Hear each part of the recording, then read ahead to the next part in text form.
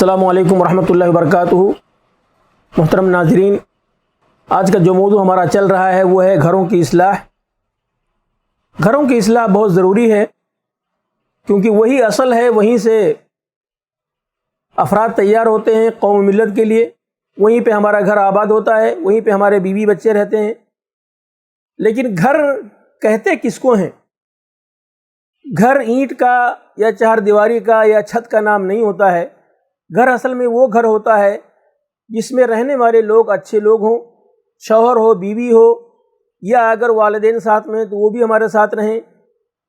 دو قسم کے لوگ ہوتے ہیں دنیا میں، ایک تو وہ ہے جو اپنے والدین کے گھر میں رہتے ہوئے آئے ہیں اور نوجوان ہوئے ہیں، اور ایک وہ لوگ ہیں جو اکیلے تھے پہلے، ان کے والدین نہیں ہیں دنیا میں اتفاق سے، یا ہیں تو کہیں دور ہیں، ملک میں ہیں، وطن میں ہیں۔ اب یہاں پہ ایک نوجوان کو اپنی زندگی کی شروعات کرنی ہے، تعلیم اس کی مکمل ہو گئی ہے، اس کو جاب بھی مل گئی ہے، تو اب وہ گھر کی شروعات سب سے پہلے آدمی کیسے کرتا ہے؟ سب سے پہلے گھر کو آباد کرنے کا جو طریقہ ہے اور جس کا حکم ہماری شریعت نے دیا ہے وہ ہے شادی بیاہ۔ ایک نوجوان کے لیے اللہ کے رسول کا یہ حکم ہے کہ اللہ کے رسول نے فرمایا کہ شادی کرو کیونکہ یہ تمہارے لیے حفاظت کا ذریعہ ہے۔ تو فطری طور پر بھی ہر انسان شادی کرنے کی کوشش کرتا ہے، اور مسلمانوں کے لیے تو اس میں بہت بڑی تعلیم موجود ہے الحمدللہ۔ اگر شادی صحیح معنوں میں اسلامی طریقے کے مطابق کی جائے تو یہ عبادت بن جاتی ہے، اور یہ انسان کو بہت سے شر سے، بہت سے فتنوں سے، بہت سی برائیوں سے محفوظ رکھتی ہے۔ اور صحیح معنوں میں گھر آباد اسی وقت ہوتا ہے جب ایک بہترین بیوی مل جائے، ایک عورت کو بہترین شوہر مل جائے، پھر انشاءاللہ اللہ تعالیٰ کی توفیق سے اولاد کا، ذریت کا سلسلہ ہو جائے، اور یوں یہ گھر صحیح معنوں میں جا کے پھر آباد ہوتا ہے۔ اس بارے میں اللہ کے رسول صلی اللہ علیہ وسلم کی بڑی بہترین تعلیمات ہیں، اور قرآن کی زبردست آیات ہیں کہ اب تمہیں گھر آباد کرنا ہے، تمہیں شادی کرنی ہے، تو شادی کا کیا معیار ہونا چاہیے؟ ایک تمہیں اپنا رفیق سفر، شریک حیات تلاش کرنا ہے، بیوی تلاش کرنی ہے، تو بیوی کے اندر کیا خوبیاں ہونی چاہیے؟ اسی طرح سے بیوی کے جو وکیل ہیں یا بیوی کے جو ولی ہیں ان کو بھی یہ حکم ہے، اور بیوی کو بھی یہ حکم ہے، عورت کو بھی یہ حکم ہے جو ابھی بیوی نہیں بنی ہے کہ وہ اپنے لیے ایک دیندار شوہر کا انتخاب کرے، اور نوجوان کو بھی یہ حکم ہے کہ اپنے لیے ایک دیندار بیوی کا انتخاب کرو۔ قرآن میں اللہ تعالیٰ نے ارشاد فرمایا اعوذ باللہ من الشیطان الرجیم وَأَنكِحُوا الْأَيَامَ مِنكُمْ وَالصَّالِحِينَ مِنْ عِبَادِكُمْ وَإِمَائِكُمْ۔ دیکھیے اس میں صالحین کا لفظ ہے کہ رشتے کے انتخاب میں چاہے وہ شوہر ہو چاہے بیوی ہو، دونوں کے اندر صلاح اور تقوی پایا جانا چاہیے۔ یہ معیار ہے قرآن کا شادی کے لیے، اور اللہ کے رسول صلی اللہ علیہ وسلم نے حدیثوں میں بار بار اس کی تاکید کی ہے۔ فرمایا اللہ کے رسول صلی اللہ علیہ وسلم نے کہ 4 چیزوں کی وجہ سے عورت سے شادی کی جاتی ہے، اس میں آپ نے آخری پوائنٹ پہ زور دیتے ہوئے فرمایا فَاظْفَرْ بِذَاتِ الدِّينِ۔ آدمی کے نظر میں الگ الگ معیار ہوتا ہے، الگ الگ آدمی کا سوچ ہوتا ہے، الگ الگ زندگی کا اسٹائل ہوتا ہے، طریقہ ہوتا ہے، کہ کبھی وہ کسی عورت سے شادی کرتا ہے کہ اس کے پاس مال ہے، اس کے گھر والوں کے پاس مال ہے تو وہ مال ہمیں مل جائے گا، یا اگر وہ عورت خوبصورت ہے تو ایک مجھے خوبصورت بیوی مل جائے گی، یا وہ اگر اچھے نسب کی، اچھے خاندان کی ہے تو مجھے ایک اچھے خاندانی عورت مل جائے گی۔ لیکن اللہ کے رسول صلی اللہ علیہ وسلم نے سب سے آخری پوائنٹ پہ زور دیتے ہوئے فرمایا فَاظْفَرْ بِذَاتِ الدِّينِ تَرِبَتْ يَدَاكَ۔ دیندار خاتون کا، دیندار شریک حیات کا، دیندار عورت کا انتخاب کرو جو تمہاری بیوی بنے انشاءاللہ۔ تو یہ جو طریقہ بتایا اللہ کے رسول صلی اللہ علیہ وسلم نے، یہ نوجوان کو بتایا ہے کہ عام طور سے ہمارے ہندوستان میں یا ہمارے اپنے بر صغیر میں، سب کانٹیننٹل میں ہوتا یہ ہے کہ لڑکی والے یا لڑکی کے سرپرست یہ کسی نوجوان کو تلاش کر کے، کسی خاندان کو تلاش کر کے پیغام دیتے ہیں۔ عرب دنیا میں پہلے بھی تھا اور آج بھی ہے، اسلام کے آنے کے بعد بھی ہے، کہ وہاں پہ نوجوان جو شادی کرنا چاہتا ہے وہ خود ہی پتہ کر کے کسی گھر میں کوئی لڑکی ہے شادی کرنے کے لائق تو جا کے لڑکی کے ولی کو پیغام دیتا ہے کہ میں آپ کی بیٹی سے شادی کرنا چاہتا ہوں۔ تو اللہ کے رسول صلی اللہ علیہ وسلم نے فرمایا کہ ایسے موقع پر جب تم پیغام دینے کے لیے جاؤ تو دیندار خاتون کا انتخاب کرو۔ آگے اللہ کے رسول صلی اللہ علیہ وسلم صرف یہی نہیں کہ نوجوان کو حکم دے رہے ہیں کہ تم دیندار خاتون کا انتخاب کرو، بلکہ خاتون کو بھی حکم دے رہے ہیں، اور خاتون کے سرپرستوں کو بھی حکم دے رہے ہیں کہ اذا جاءکم من ترضون دینہ وخلقہ فزوجوہ۔ جب تمہارے پاس کوئی ایسا پیغام آئے، کسی ایسے لڑکے کا پیغام آئے جو تمہاری بیٹی سے شادی کرنا چاہتا ہے، تو اس کے اندر 2 چیزیں ضرور تلاش کرو کہ ایک تو وہ دیندار ہو، انشاءاللہ میں بھی دینداری کی تھوڑی سی وضاحت کروں گا، اور دوسری شرط آپ نے بتائی وَخُلُقَهُ، اور اس کے اخلاق کو بھی دیکھو۔ یہ بہت ہی پوائنٹ ہے، یہ غور کرنے کے لیے لمحہ فکریہ ہے کہ آپ نے ایک طرف دینداری کا نام لیا تو کیا دیندار آدمی بااخلاق نہیں ہوتا ہے؟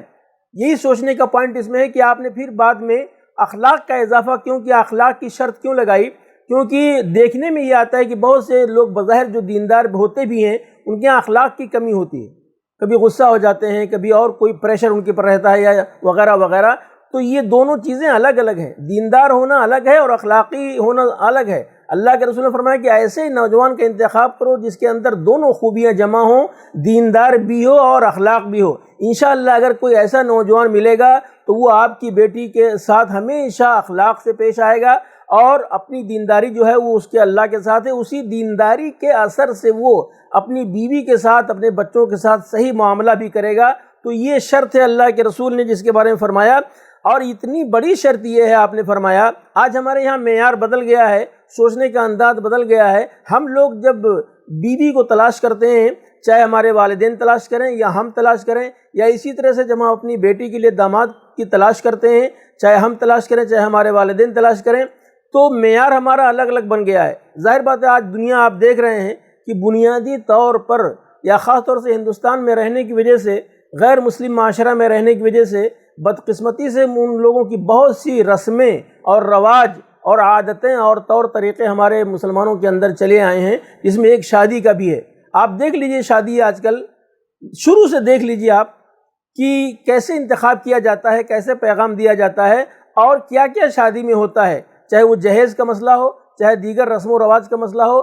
کوئی زیادہ فرق مسلمانوں کی شادی میں یا اسلام کی شادی میں اور غیر مسلموں کی شادی میں نہیں رہ گیا ہے۔ اسی وجہ سے ناکامیاں، بربادیاں، فتنے اور آزمائشیں ہماری گھریلو زندگی میں آ رہی ہیں۔ یہ ایک عجیب و غریب شرط اللہ کے رسول نے لگائی تھی، جن لوگوں نے اس شرط کی پابندی کیا الحمدللہ اللہ تعالیٰ نے ان کا ساتھ دیا اور ان کی گھریلو زندگی بہت کامیاب گزری۔ لیکن جو لوگ اس شرط کو بھول جاتے ہیں تو ان کے بارے میں اللہ کے رسول نے کیا فرمایا، اور وہ حقیقت بالکل ہمارے سامنے ہے۔ آج گھر گھر میں ناراضگی ہے، گھر گھر میں اختلافات ہیں، گھر گھر میں لڑائی چل رہی ہے۔ تو اس کی وجہ کیا ہے؟ اس کی وجہ یہی ہے کہ اللہ کے رسول نے فرمایا تھا کہ اگر دیندار رشتہ تمہارے پاس موجود ہے۔ اب یہاں ایک پوائنٹ یہ آتا ہے کہ دیندار تو ہے لیکن وہ غریب ہے۔ ہماری بیٹی ناز و نعمت میں پلی ہے، دولت میں پلی ہے، تو یہ غریب کے حوالے اس کو ہم کیسے کر دیں؟ تو اللہ تعالیٰ اس کا جواب دیتا ہے قرآن میں کہ اگر وہ نیک ہیں لیکن ہیں فقیر، تو اللہ تعالیٰ کیا فرماتا ہے، یغنیہم اللہ من فضلہ، بہت جلد اللہ تعالیٰ ان کو مالدار کر دے گا۔ تو کیا ہمیں اللہ کی بات پہ یقین نہیں ہے؟ ایک مسلمان کو اللہ کی بات پہ اگر یقین نہیں ہو تو ہمارے ایمان کا کیا مطلب ہے؟ ہمارا ایمان یہ ہم سے کہلوائے کہ ہمیں اللہ کی بات پر یقین ہے اور ہم دیندار ہی کو ترجیح دیں گے اگرچہ وہ غریب ہو، کوئی مولانا ہے، کوئی حافظ قرآن ہے، یا عام چھوٹی سی نوکری کرنے والا ہے لیکن حلال روزی کما رہا ہے اور دیندار ہے، با اخلاق ہے۔ لیکن ہمارے یہاں عام طور سے ہوتا یہی ہے کہ ہم لوگ اپنے طور پر معیار بنائے ہوئے ہیں اور اس معیار کو نہیں اپناتے ہیں جو شرط اللہ کے رسول صلی اللہ علیہ وسلم لگائی تھی، اذا جاءکم من ترضون دینہ وخلقہ فزوجوہ، جب کوئی دیندار اور با اخلاق نوجوان کا پیغام تمہارے پاس آ جائے تو اپنی بیٹی کی شادی اس سے کر دو۔ اور دوسری طرف بھی یہی شرط ہے کہ جب دیندار لڑکی مل جائے تو لڑکے کی شادی اس سے کر دو۔ اللہ کے رسول صلی اللہ علیہ وسلم فرماتے ہیں اگر اس شرط کو فالو نہیں کیا گیا، اس بات کو نہیں مانا، طرفین نے، دونوں طرف کے لوگوں نے نہیں مانا، اور جو دنیاوی معیار ہے آج کل جو دنیاوی معیار ہے، پہلے لڑکی کو دیکھنے جائیں گے 20-25 لوگ جائیں گے، خواتین جائیں گی، گاڑیاں جائیں گی، اس کے بعد پھر اگر پسند آ گیا تو ٹھیک ہے، نہیں تو انکار کر کے کھانا کھا کے چلے آئیں گے۔ اسی طرح سے وہ چکر پہ چکر لگاتے رہتے ہیں، آج یہاں اس لڑکی کے پتہ لگا ہے، آج وہاں اس لڑکی کے پتہ لگا ہے، اور اس کے بعد 10-20 گھروں میں کھانا کھانے کے بعد اور ان کو تکلیف دینے کے بعد پھر انکار کر دیں گے کہ نہیں مجھے آپ کی لڑکی پسند نہیں ہے، آپ کی لڑکی کی تعلیم کم ہے، آپ کی لڑکی کی ہائٹ کم ہے، یا وغیرہ وغیرہ۔ اس کے بعد کہیں اگر رشتہ ہو بھی جاتا ہے تو پھر اب مگنی کی رسم ہوتی ہے، اس میں 50 لوگ جاتے ہیں اور کھانا پینا اور لینا دینا اور کیش وغیرہ سب تبادلہ ہوتا ہے۔ یہ سب اسلامی شرائط نہیں ہے، یہ سب اسلامی ارکان نہیں ہیں شادی کے، یہ سب اسلامی بنیاد نہیں ہے شادی کے۔ تو اللہ کے رسول نے کہا تھا کہ اگر ایسا کرو گے تو کیا ہوگا؟ آپ نے فرمایا تھا اگر دیندار لڑکے سے اور دیندار لڑکی سے شادی نہیں کرو گے، جیسا کہ ہم لوگ کر رہے ہیں اس وقت، تو آپ نے فرمایا تھا کہ بہت بڑے فتنے سامنے آئیں گے،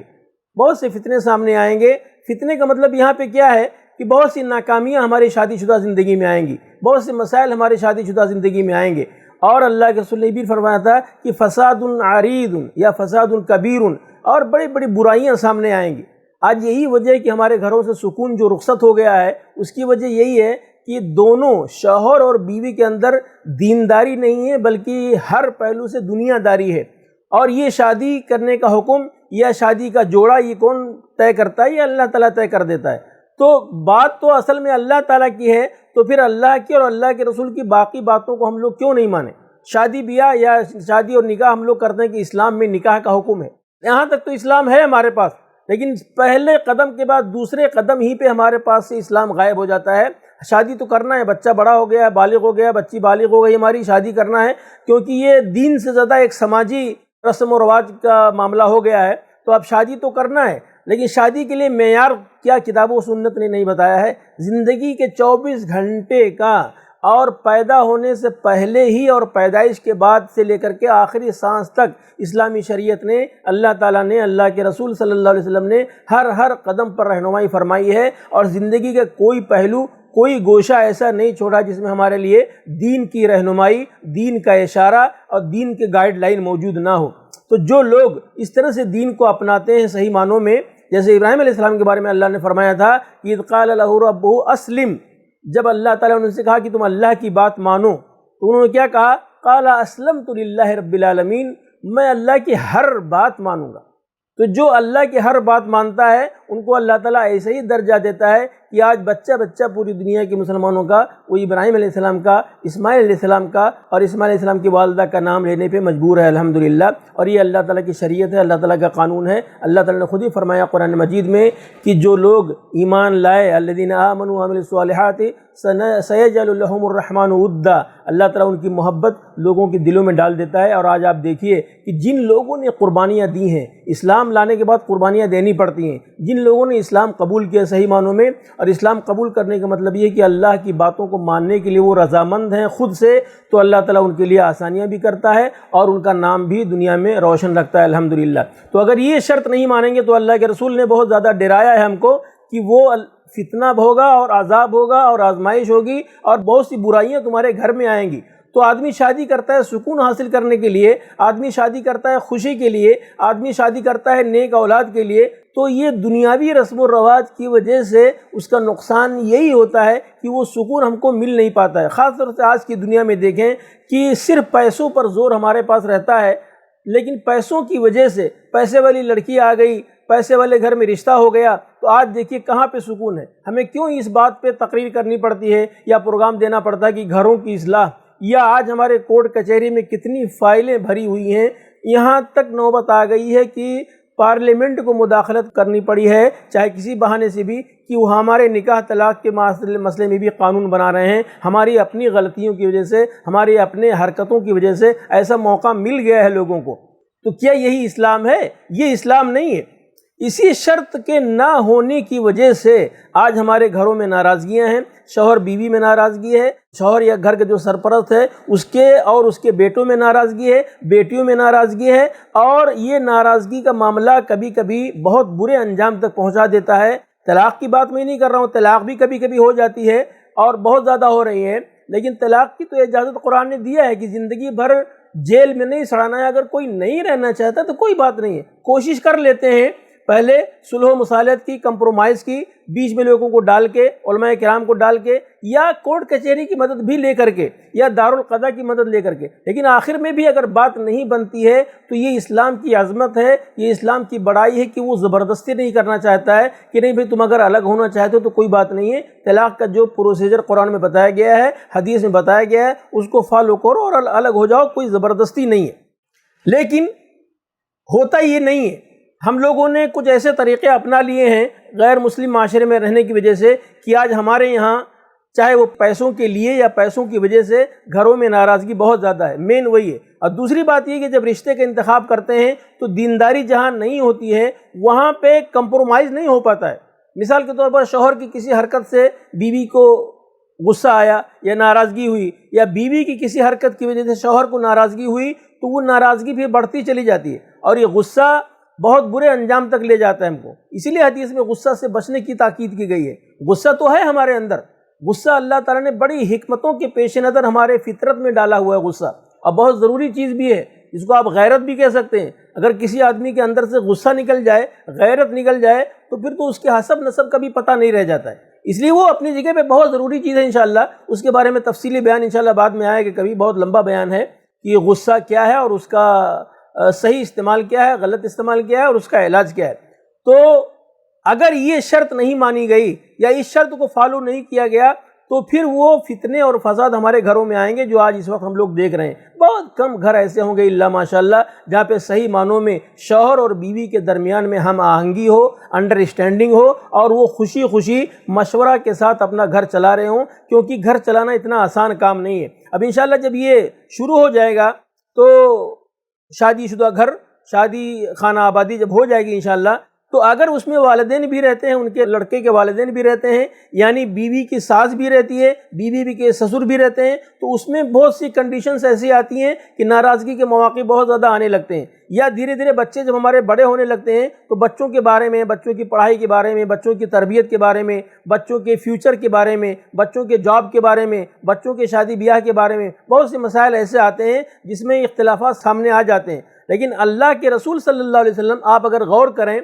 تو کیا صحابہ کرام وہ لوگ انسان نہیں تھے؟ یا اللہ کے رسول کی ازواج مطہرات وہ لوگ انسان نہیں تھیں؟ یا اللہ کے رسول صلی اللہ علیہ وسلم کیا تھے؟ لیکن کیا ان کے گھروں میں ناراضگی نہیں ہوتی تھی؟ ناراضگی کبھی کبھی ہوتی تھی کسی بات پر، غصہ وہ لوگ بھی ہوتے تھے، لیکن کبھی آپ نے سنا کہ غصے کی وجہ سے مار پیٹ ہوئی ہو، یا ناراضگی کی وجہ سے گھر سے نکال دیا ہو، یا ناراضگی کی وجہ سے پولیس میں کیس کر دیا ہو؟ اللہ تعالیٰ سے دعا کرتے ہیں کہ اللہ تعالیٰ ہم تمام لوگوں کو اس پوائنٹ کو خاص طور سے سمجھنے کی توفیق عطا فرمائے کہ جو معیار اللہ نے اور اللہ کے رسول نے قرآن و حدیث میں ہم کو دے دیا ہے، اسی معیار پر ہم لوگ شادی کریں، اگر ہم شادی کے ذریعے سے سکون حاصل کرنا چاہتے ہیں،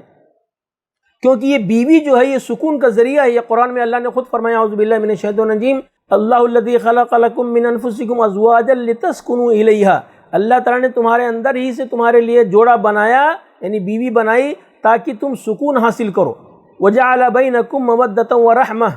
اور تمہارے درمیان یعنی شوہر اور بیوی کے درمیان اللہ تعالیٰ نے اپنی طرف سے محبت اور مہربانی ڈال دی ہے۔ یہ عجیب و غریب چیز ہے، عجیب و غریب نعمت ہے، یہ دنیا کی کوئی طاقت نہیں ڈال سکتی اللہ تعالیٰ کے علاوہ، کہ شوہر اور بیوی میں محبت بھی اللہ تعالیٰ ڈال دے، یہ بہت بڑا کرم اللہ تعالیٰ کا ہے۔ تو جو لوگ ان شرائط پر شادی کرتے ہیں، دینی شرائط پر شادی کرتے ہیں، غریب لڑکی لے آتے ہیں، غریب لڑکا لے آتے ہیں، ان کو منظور ہے لیکن دین موجود ہے دونوں طرف، تو اللہ تعالیٰ ایسے جوڑے کا خیال کرتا ہے اور ان کے اندر اپنی طرف سے محبت ڈال دیتا ہے۔ آپ اگر خیال کریں کہ کہاں کہاں رشتہ ہو جاتا ہے آدمی کا، کوئی ضروری نہیں کہ خاندان ہی میں یا اپنے گاؤں یا اپنے محلے میں شادی ہو، کبھی کبھی دوسرے شہر میں شادی ہو جاتی ہے، کبھی دوسرے ملک میں شادی ہو جاتی ہے، ایک اجنبی خاندان میں شادی ہو جاتی ہے، لیکن اگر وہ دینی بنیادوں پر انتخاب ہوا ہے تو انشاءاللہ اللہ تعالیٰ ان کے اندر وہ محبت ڈال دیتا ہے جس کو شیطان بھی توڑ نہیں پاتا ہے، کیونکہ آپ کو معلوم ہے کہ شیطان تو پیچھے پڑا رہتا ہے، شیطان پیچھے پڑا رہتا ہے۔ صحیح مسلم کی حدیث ہے، باقاعدہ بڑی زبردست حدیث ہے کہ شیطان کو مسلمانوں کی خوشیاں منظور نہیں ہیں، شیطان کو مسلمانوں کی خوشیاں منظور نہیں ہیں، وہ نہیں چاہتا کہ مسلمانوں کی شادی ہو، ان کے نوجوان دیندار بنے، ان کے نوجوان عزت والے بنیں، عصمت والے بنیں، وہ غلط کاموں میں نہ پڑیں، منکرات میں نہ پڑیں، معصیت میں نہ پڑیں، اور شادی شدہ زندگی ان کی کامیاب رہے۔ شیطان کو یہ کسی قیمت پر منظور نہیں ہے۔ چنانچہ صحیح مسلم میں حدیث میں آتا ہے کہ اللہ کے رسول نے فرمایا کہ شیطان سمندر پہ اپنا تخت لگاتا ہے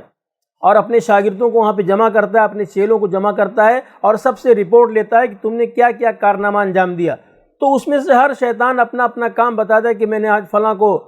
پھنسا لیا بہانے سے اور اس کو عصر کی نماز میں ادھر ادھر گھما دیا، چائے خانے میں بٹھا دیا، نماز چھڑوا دی اس کی میں نے۔ کوئی کہتا ہے کہ میں نے بچے کو اسکول جانے سے روک دیا کسی نہ کسی بہانے سے، تو شیطان کہتا ہے یہ کوئی خاص کام نہیں ہے، کوئی بڑا کام کسی نے کیا ہو تو بتاؤ۔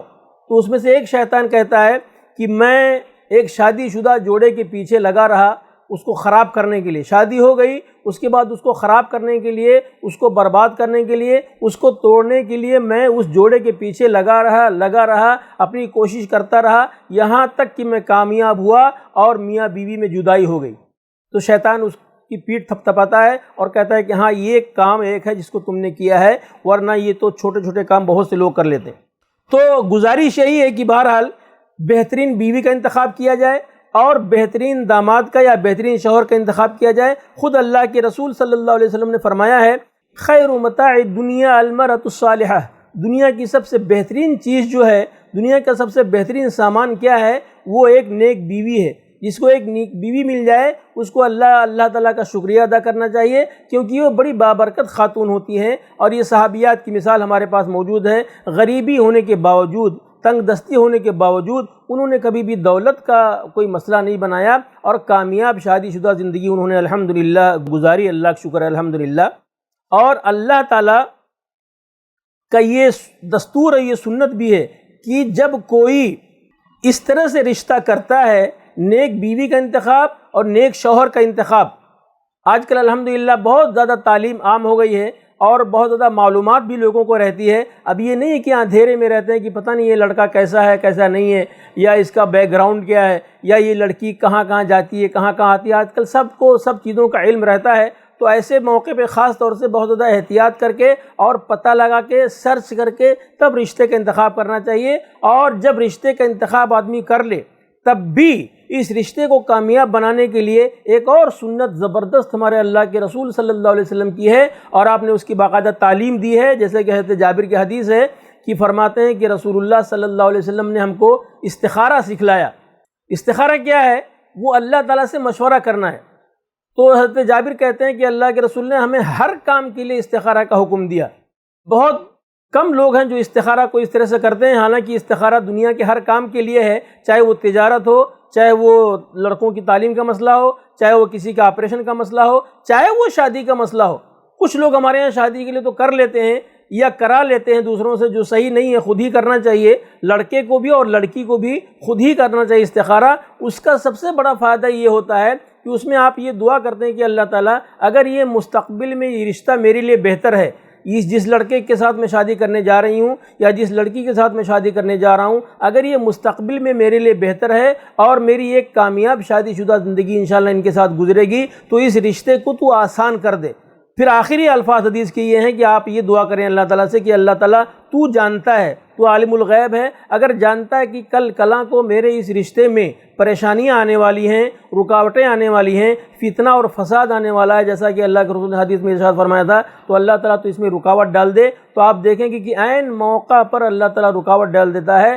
اور طے شدہ رشتہ بھی کبھی کبھی ملتوی اور کینسل ہو جاتا ہے۔ اس میں بندے کے لیے خیر ہوتا ہے، وقتی طور پر پریشانی ہوتی ہے، جیسے کوئی اچھا جاب کہیں سے اس کو ملنے والا ہے، اس نے اس کے لیے اپلائی کر دیا اور استخارہ نہیں کیا۔ استخارہ اگر کیا ہے کہ اللہ تعالیٰ میرے لیے اچھا جاب کہیں سے مہیا فرما دے، تو آپ دیکھیں گے کہ وہ پہلا جو جاب آیا، اس کا ایڈ آیا ہے، اس کے لیے وہ کوشش کرتا ہے، پھر بھی وہ اس کو نوکری نہیں مل پاتی ہے، اور بعد میں اس سے اچھی نوکری اس کو مل جاتی ہے۔ یہ استخارہ کا کمال ہوتا ہے الحمدللہ، اس کا طریقہ ہے، اس پہ کتابیں الحمدللہ ہیں۔ تو میں یہ گزارش کروں گا اپنے نوجوان بھائیوں سے بھی اور اپنی نوجوان بہنوں سے بھی کہ شادی سے پہلے استخارہ ضرور کر لیں، اور شادی کے جو شرائط اسلام نے بتائی ہیں ان کو فالو کریں انشاءاللہ۔ ہو سکتا ہے فطری طور پر غصہ ہمارے اندر ہے، ناراضگی ہوتی ہے، ایک آدمی نیا ہے ہمارے لیے، اس کو سمجھنے میں، یا ایک بیوی ہمارے لیے نئی ہے، اس کو سمجھنے میں تھوڑا سا ٹائم لگتا ہے، لیکن یہ کوئی اس میں جلد بازی کی بات نہیں ہے۔ ورنہ اگر آپ صحابہ کرام کی زندگی کو دیکھیں،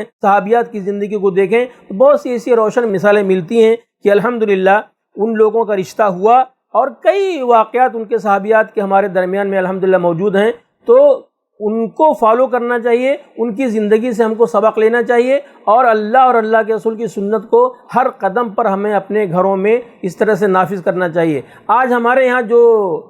فتنہ ہے ہماری شادی شدہ زندگی میں، اس میں زیادہ رول یا زیادہ بڑا فیکٹر جو ہے وہ غصے کا ہی ہے۔ تو کیا آپ سمجھتی ہیں کہ صحابیات ناراض نہیں ہوتی تھیں یا صحابہ کرام ناراض نہیں ہوتے تھے اپنی بیویوں پر؟ ایسی بات نہیں ہے، ہوتے تھے وہ، لیکن ان کا غصہ معمولی غصہ ہوا کرتا تھا۔ آپ اگر اللہ کے رسول کی صاحبزادی فاطمہ رضی اللہ عنہ کا واقعہ سنیں گی تو تعجب کریں گی، جو جنت کے خواتین کی سردار تھیں۔ ایک بار نبی اکرم صلی اللہ علیہ وسلم ان کے گھر میں تشریف لائے، اور ان کا گھر کہاں تھا؟ وہ آپ کے گھر سے ملا ہی ہوا تھا، مسجد نبی میں، آج بھی وہ ہے، وہ جگہ اپنی جگہ پہ موجود ہے الحمدللہ۔ تو آئے تو فاطمہ سے پوچھا کہ علی کہاں ہیں؟ اپنی بیٹی سے پوچھا کہ تمہارے شوہر کہاں ہیں؟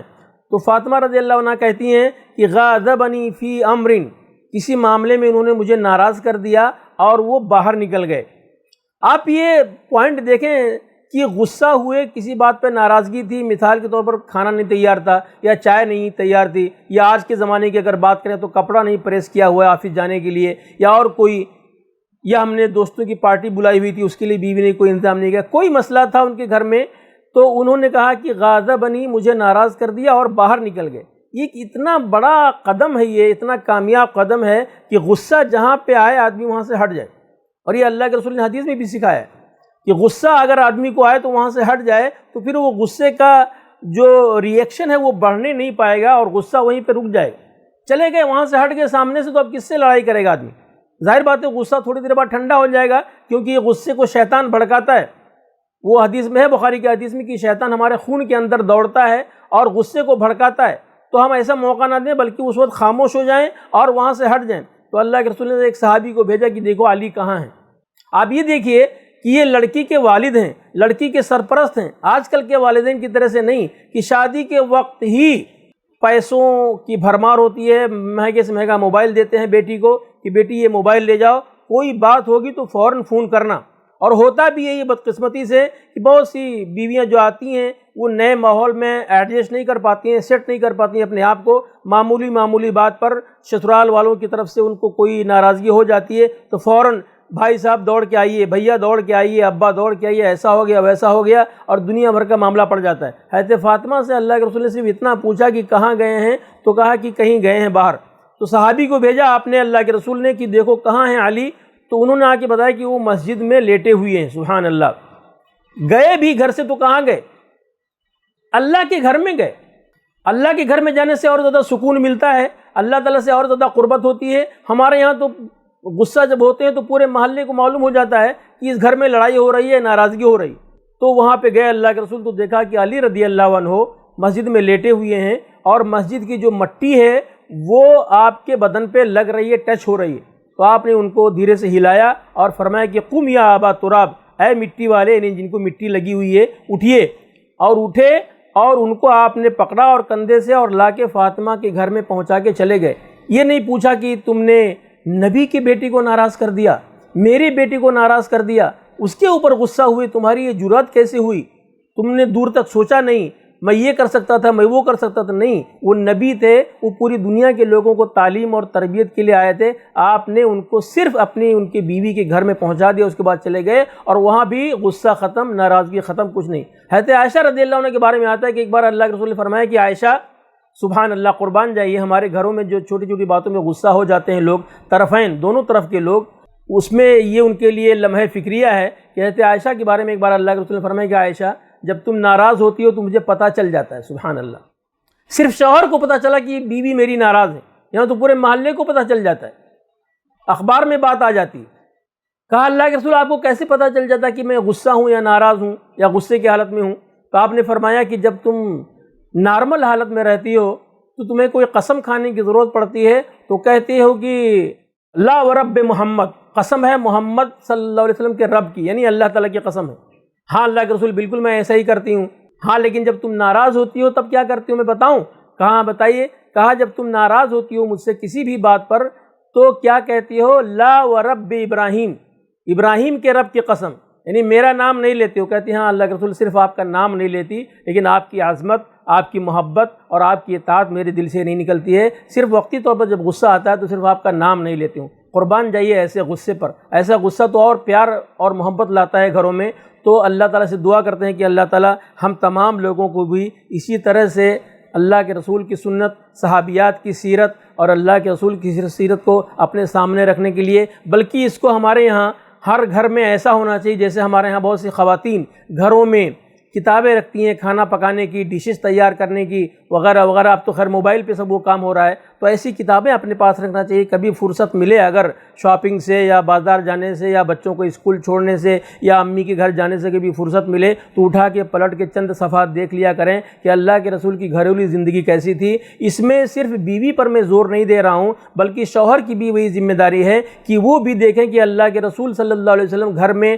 اپنے ازواج مطہرات کے ساتھ کیسا آپ کا تعامل تھا، کیسا آپ کا کام رہتا تھا، کہ آپ کے بارے میں جب پوچھا گیا حضرت عائشہ رضی اللہ تعالیٰ عنہ سے کہ گھر میں آپ کا معمول کیا رہتا تھا، تو حضرت عائشہ رضی اللہ تعالیٰ عنہ جواب دیتی ہیں کہ آپ گھر میں پورا کام کرتے تھے، خاص طور سے اپنا کام کبھی آپ کے کپڑے پھٹے ہوئے تو اس کو سل لیتے تھے، کبھی جوتا پھٹا ہوا تو اس کو سل لیتے تھے، اور کہتے ہیں کہ گھر والوں کے کام میں شامل اور شریک رہتے تھے، یہاں تک کہ اذان جب ہو جاتی تھی تو پھر آپ نکل جاتے تھے مسجد میں نماز پڑھنے کے لیے۔ تو یہ شوہر کے لیے بھی اس میں عبرت ہے کہ وہ ڈکٹیٹر بن کے گھر میں نہ رہے، یہ نہیں کہ ہم شوہر ہیں تو شوہر ہیں، ہم کو اللہ نے بڑا درجہ دیا ہے، جیسے قرآن میں اللہ نے فرمایا الرجال قوامون علی النساء، یہ سرپرست ہیں عورتوں کے، تو وہ خاص ایک بالکل لمیٹڈ اس کا ایریا ہے، اس کے اندر اللہ تعالیٰ نے 2 پوائنٹ کی وجہ سے ان کو فوقیت دی ہے، اور کوئی بیوی جو مسلمان ہوگی اللہ کے اس حکم کو سمجھ لے گی انشاءاللہ کہ اللہ تعالیٰ نے ان کے خرچہ کرنے کی وجہ سے یہ کماتے ہیں، خون پسینہ بہاتے ہیں،